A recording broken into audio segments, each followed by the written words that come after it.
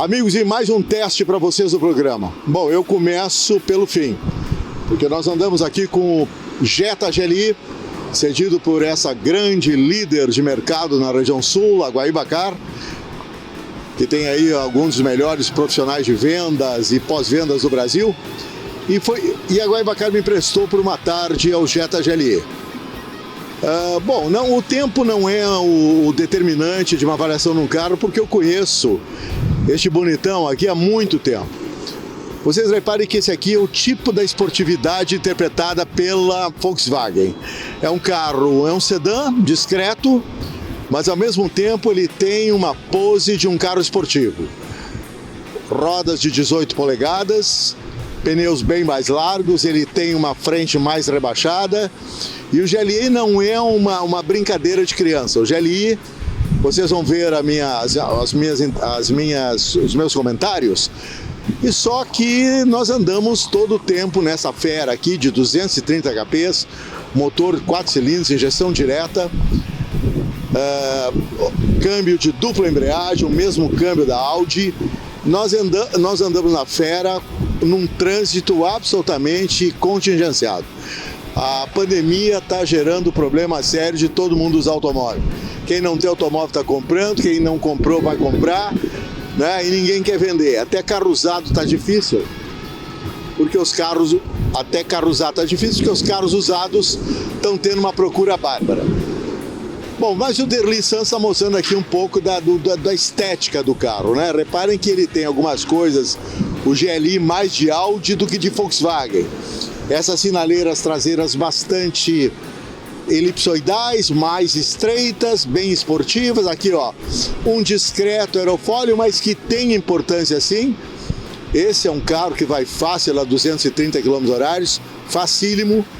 Não é, como eu disse, um carro de brincadeira, não. Ele tem pedal shifts para troca de marchas com maior esportividade. E ele tem toda essa pinta de sedã. Vocês reparem que as rodas também, ó, reparem que já fica menos altura por quê? Porque é um aro, né? É um aro bem maior e mais largo, claro que vai ficar menor distância aqui entre o pneu e o paralama traseiro, né? A reentrância traseira da roda.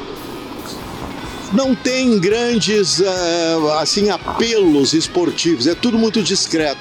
Vocês veem que ele é um Jetta e ele não tem nome Jetta na carroceria, justamente para diferenciá-lo como algo que vale mais, a sigla GTI, que é uma sigla histórica na Volkswagen, essa sigla aqui.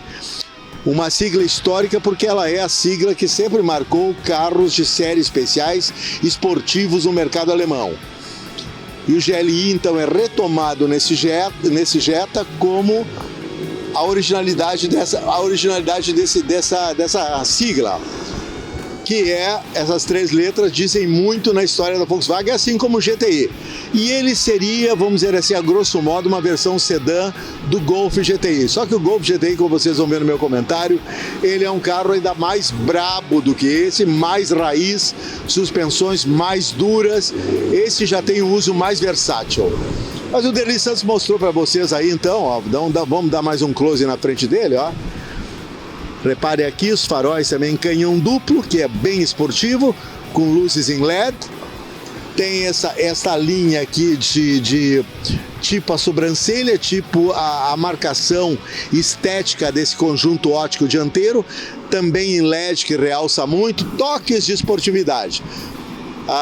Aliás, os alemães mesmo na Audi, nas outras marcas, vocês veem um Audi da série R da Audi, não tem tanta diferença de um Audi normal, só que o carro é diferenciado na performance. Esse também parece um Jetta normal, mas não é.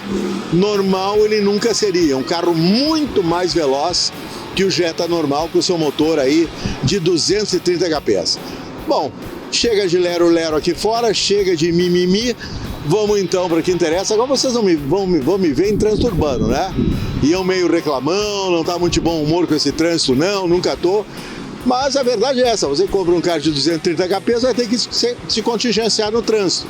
Vai ter que andar conforme o fluxo, você sabe que o fluxo das cidades brasileiras ou de qualquer cidade do mundo hoje é muito lento, né? Velocidade de 100 km horários em uma cidade é impensável pela questão de segurança. Mas você vai acabar andando grande parte do dia 40, 30, 20, 10, 12, 6, 4. É muito baixa a velocidade média em qualquer cidade do mundo e mais ainda nas cidades do Brasil. Vamos então agora à minha interpretação muito especial, né? Você sabe que às vezes é difícil eu não me perder num comentário, né? Porque eu começo a ficar atento a tudo que está acontecendo em minha volta. Eu digo, meu Deus do céu, como tem gente que dirige mal também nesse país, né? Por isso tem tanto acidente urbano no Brasil. Vamos então à avaliação desta fera aqui de simplesmente 230 HPs, que é o Jetta GLE, um esportivo de raiz.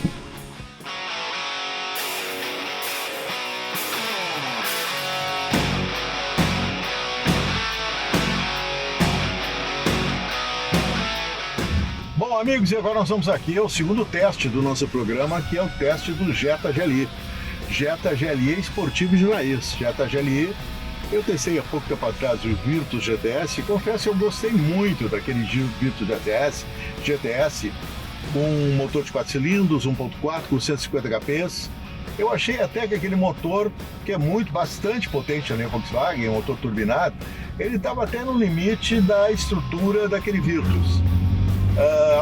Tinha uma tendência até em determinadas acelerações mais fortes, havia uma tendência até o torque steer, que é um pouco à frente, meio querer sair da trajetória. Eu agora nas 2 últimas semanas vinha testando uma picape, a picape Ranger na versão Black. Olha, gostei muito da Ranger, sinceramente fizeram um bom trabalho, né? Aliviaram as suspensões, um pouco mais de curso nas suspensões, ficou mais macia, mas é uma picapona, né? A picape é veículo utilitário, ele tem um DNA que não é DNA de esportividade, coisa nenhuma, né? A Black, a Ford define como picape urbana, tudo bem, até vou aceitar essa definição do marketing. Agora, tava com saudade disso aqui, de pegar um bom sedã de raiz, e eu fiquei, acho que faz mais de um ano, quase 2 anos, que eu tive uma semana para dirigir este aqui, o Jetta GLE. Depois disso, nunca mais eu peguei essa versão esportiva, que é quase uma versão, até no mercado alemão, do Golf GTI, mas na sua versão mais brava, na sua versão R. O Golf não está sendo mais importado, não estava no mercado brasileiro. Tem gente que chorou, né? O meu amigo Ronald, por exemplo, que é fã aqui do nosso programa, o alemão tem um espetacular Golf branco, impecável, esse R-Line com motor mais porrada. E claro que quem tem agora o Golf, um Golf GT, o GTI, por exemplo, tem um carro até muito valioso nas mãos, que não veio para o Brasil. O GLE está sendo importado do México, ele continua chegando, ele chega ao Brasil, ele não paga imposto de importação, que é ótimo para a Volkswagen, e acaba sendo bom para o consumidor que tem um carro esportivo que não custa uma fortuna, não custa 200, 300, custa quase 200, né? Esse carro custa em torno de 180 mil reais, não é barato, mas é um carro diferenciado na linha Volkswagen. Ele tem uma pegada muito forte, eu não digo que seja a pegada do Golf GTI, que o Golf GTI ele é muito esportivo de raiz, até demais. O Golf GTI tem que se acostumar a ele tem suspensões duras, sempre vai ser um carro meio durível, meio mais voltado para a esportividade até que para um uso normal. Agora aqui não. Eu já, antes de fazer esse comentário, tinha dado umas voltas com o GLE para me lembrar qual eram as reações do GLE. Mas, amigos, eu digo o seguinte, né? Para mim, um automóvel é como vestir uma t-shirt, né? Vestir uma camiseta, né? Eu visto e estou vestido, entendeu? Eu me sinto perfeitamente à vontade com a experiência que se tem, já dá para sentir que tipo de suspensão o carro tem, qual é a intenção da engenharia. Eu digo que a intenção da engenharia nesse GLE que eu estou sentindo aqui numa das avenidas mais movimentadas da cidade de Porto Alegre, um trânsito intenso, e é assim que nós andamos, contingenciados todo o tempo no trânsito. Não tem como você pilotar um carro esportivo, a esportividade fica mais na cabeça, né? No potencial do carro, eu diria, né? E na cabeça do dono, tem gente que se sente muito bem com carros muito potentes, gosta de carros potentes, gosta de sentir uma reação imediata do acelerador. O que acontece com esse carro? Ele tem 230 HPs e não é um carro pesado, não. Então ele tem uma excelente relação peso-potência. O câmbio deste GLI é um câmbio de dupla embreagem, é o mesmo câmbio usado nos carros da Audi. Este aqui são 6 velocidades com pedal shifts, e essa dupla embreagem é aquele câmbio ultra veloz.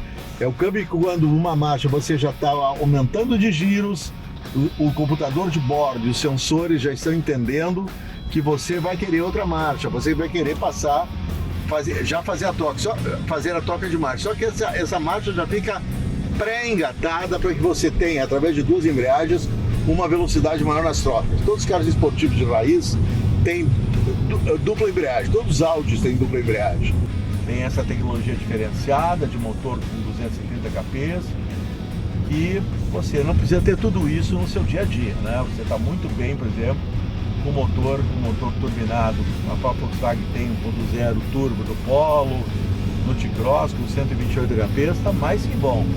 Este aqui é punk, ele vai, em determinado momento, ele vai querer acelerador, né? Vai querer que você realmente dê uma pisada aí, né? E aí também, esses carros muito fortes, de performance muito fortes, eles requerem um equilíbrio emocional, requerem uma contenção emocional. Não se emocionar com o automóvel e saber onde é que você está andando. Repare que todo o tempo eu mantive o pé leve, porque todo o tempo eu estava completamente contingenciado num trânsito muito difícil aqui de Porto Alegre. Foi então para vocês o teste aí do GLI.